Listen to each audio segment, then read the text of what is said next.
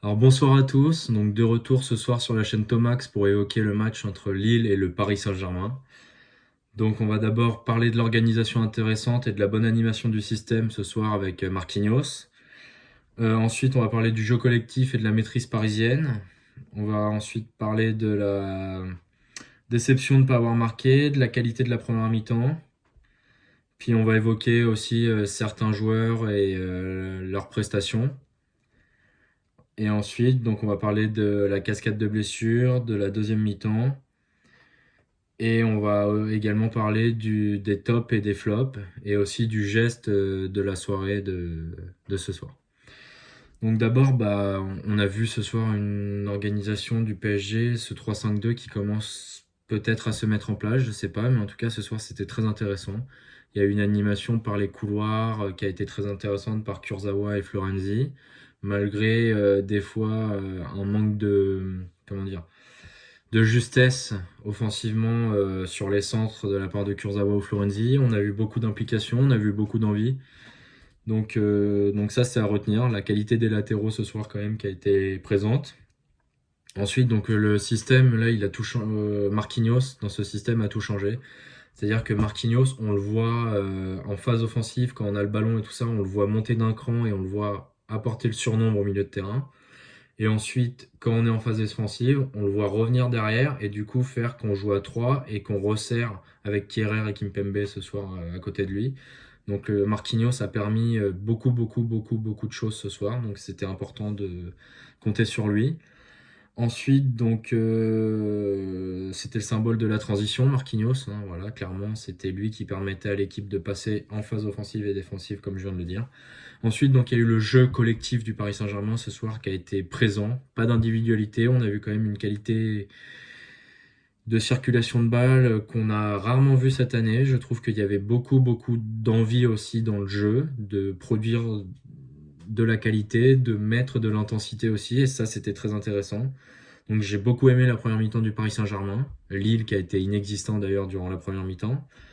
Ensuite, donc je suis super déçu par contre de ne pas avoir réussi à marquer en fin de première mi-temps, là, quand Maignan la sort de la main gauche là, face à son défenseur. Et puis il y a eu quelques situations où on aurait pu mieux faire avec Moiskin, mais il a fait de son mieux. C'était compliqué de les mettre, mais on aurait pu marquer quand même. Donc je suis assez déçu là-dessus.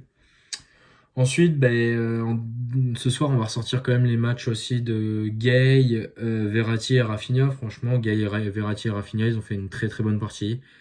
Je pense qu'ils ont fait 60, 65 minutes, voire 70 minutes de qualité. Ensuite, ils ont un peu baissé physiquement, comme l'équipe en général. Ces derniers temps, on baisse quand même à la fin du match sur le plan athlétique. Donc voilà.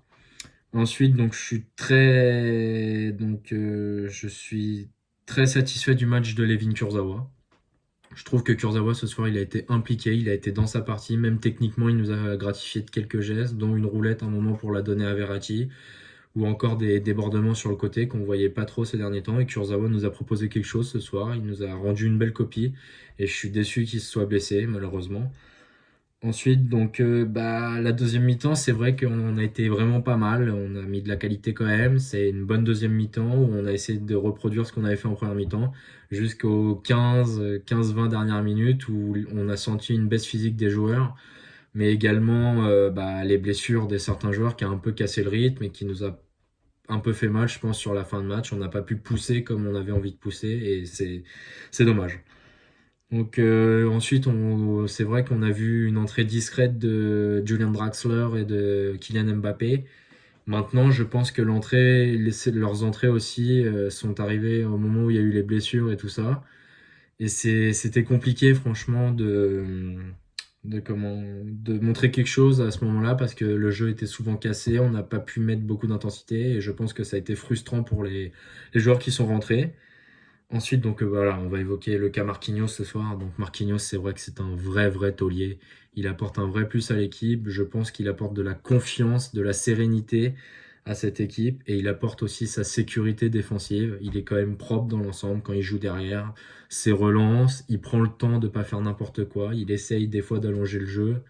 Des fois c'est bon, des fois c'est moins bon. Mais il tente et voilà, il change vraiment pas mal de choses, Marquinhos quand même. Donc honnêtement, je pense que Ce soir, on peut être que très très heureux de la performance du Paris Saint-Germain.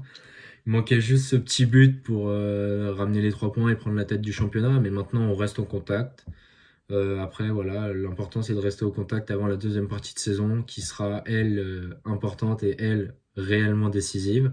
Donc c'est à la deuxième partie de saison qu'il va falloir prendre les points importants.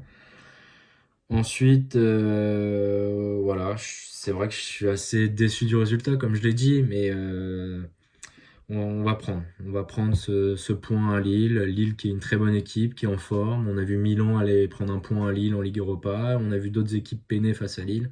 On prend un point. C'est pas forcément suffisant, mais c'est déjà ça. Et donc on va évoquer ensuite mes tops.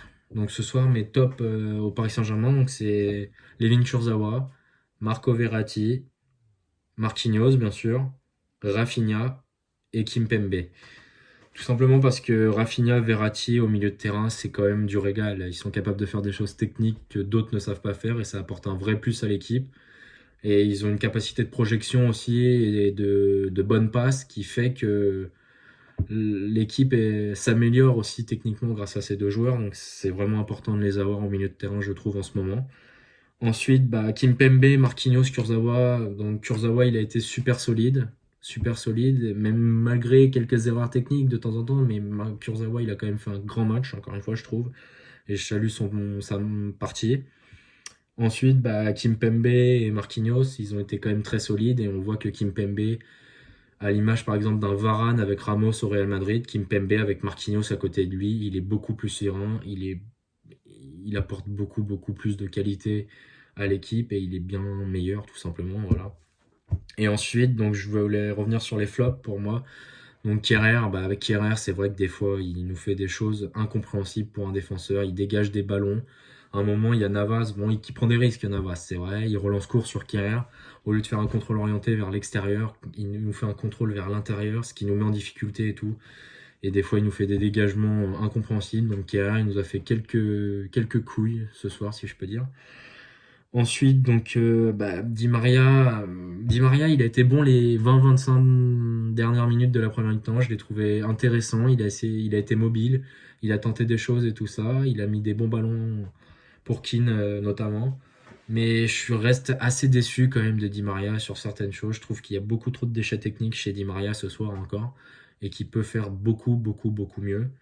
Et ensuite, le troisième flop, c'est les blessures. Encore une fois, trop de blessures ce soir. Kurzawa qui sort sur blessure, Florenzi qui sort sur blessure, Kimpembe qui sort sur blessure avec son geste incroyable. Donc je suis vraiment déçu de ces blessures. Ça m'emmerde vraiment pour la suite. Bon, après, c'est vrai qu'il y a la trêve, ils vont pouvoir se reposer, mais quand même, c'est quand même un peu inquiétant d'avoir autant de personnes à l'infirmerie, tout simplement.